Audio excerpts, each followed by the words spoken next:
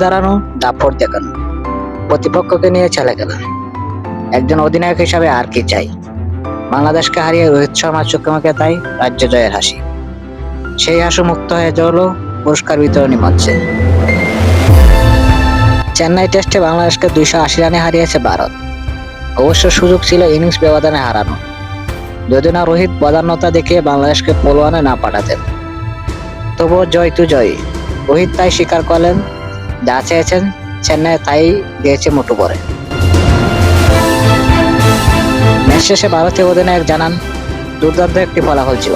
অনেকদিন পর টেস্ট খেলতে এসেছি, তবে আমরা ক্রিকেটের বাইরে ছিলাম না। এখানে এসেছি 1 সপ্তাহ আগে, প্রস্তুতি নিয়েছি। ঠিক যে ফলাফল চেয়েছিলাম তাই পেয়েছি। এই ম্যাচ ভারতীয়র জন্য স্মরণীয় হয়ে থাকবে ঋষভ পান্টের দারুণ প্রত্যাবর্তনের কারণে। উইকেটের পেছনে তো ছিলেন সাবলীল, ব্যাট হাতে ছিলেন সন্দেহ, পেয়েছেন শতকের দেখা। রোহিত উচ্ছ্বাস প্রকাশ করে বলেন, পান্ত অনেক কঠিন সময় কাটিয়েছে। সে যেভাবে বানিয়ে নিয়েছে দারুণ। IPL দিয়ে ফিরল, সফল একটি বিশ্বকাপ কাটালো। আর এই ফরম্যাটে সে সবচেয়ে বেশি ভালোবাসে। ছন্দে করা শুধু একটা ম্যাচের ব্যাপার ছিল, তাকে কৃতিত্ব দিতেই হবে। তবে ভারতের জয়ের মূল নায়ক রবিচন্দ্রন অশ্বিন। প্রথম ইনিংসে সেঞ্চুরি হাঁকিয়ে ম্যাচে ফেরা, এরপর বল হাতে দ্বিতীয় ইনিংসে অতিমানবীয় পারফরমেন্সে 6 উইকেট শিকার।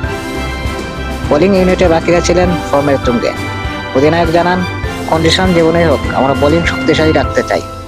এই লাল মাটির পিচে সবসময় ভালো করার সুযোগ থাকে, এতে ধৈর্য লাগে। আমরা প্রচুর ধৈর্য দেখিয়েছে।